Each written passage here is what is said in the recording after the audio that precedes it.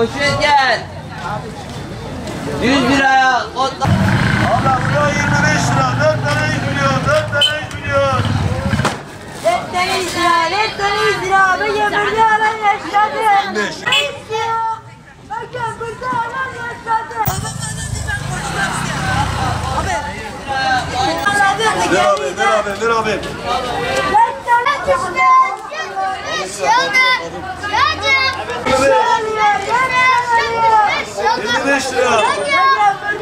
Vallahi bayramlık genel olarak yani millet alamıyor. Yani büyük bir kısmı alamıyor. Zengin olan zaten alabiliyor. O da bu Yıldız Meydanı'nda falan almıyor. Alışveriş merkezlerinden alıyorlar yani büyük çoğunluğu.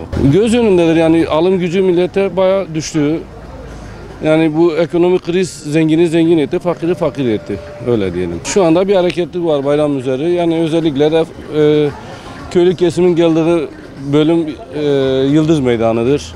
Zenginlerin gittiği yer alışveriş merkezleridir. Budur durum ortada olan budur yani. Ya bayram eskisi gibi tadı kalmadı. Eskide bayramlar çok iyiydi. Mesela il ve ilçelerimize gidiyorduk, misafirliğe gidiyorduk, köylere gidiyorduk. Çok güzeldi. Ama şimdi bakıyorum bütün insanlar hepsi para peşinde koşuyorlar. Yani adam çalışıyor, yövmiyeni çıkaramıyor. Kendiye evine ekmek götürmesi için çabalaşıyorlar. Sana abime böyle söyleyeyim. Vallahi bayram hiç böyle güzel olmuyor. Millet böyle keyifsizdi. Ama çok şükür oruç da az kaldı. Yavaş yavaş birkaç gün sonra inşallah bayrama kavuşuruz. Bütün il ve ilçelerimizde hayırlı uğurlu olsun. Herkesin bayramı kutlu olsun abim benim. Var ama fazla göremiyordu. Eskide çok kalabalık oluyordu. İnsanlar geliyordu, her şey alıyordu.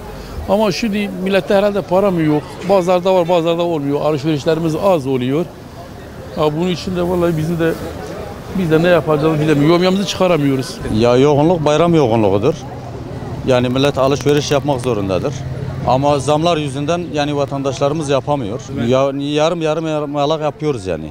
Tam bir alışveriş yapılmıyor yani. Yani bir ufak çocuğun giyinmesi yani 1 milyardan aşağı da gel. Yani bir gariban vatandaşlarımız faydalanmıyor yani. Yani genellikle zengin kısımları faydalanıyor bu kısımlardan.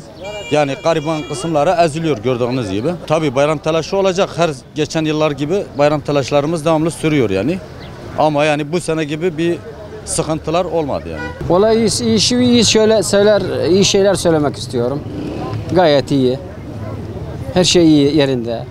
Tamam pahalılık var ama gene de memnunuz. Vallahi biz kendimiz memnunuz. Ben de işçi adamım ama çok şükür memnunuz. Yokluk ben çarşıda inmediğim için daha önce çocuklara harçlık filan elbise aldık. Gayet memnunuz.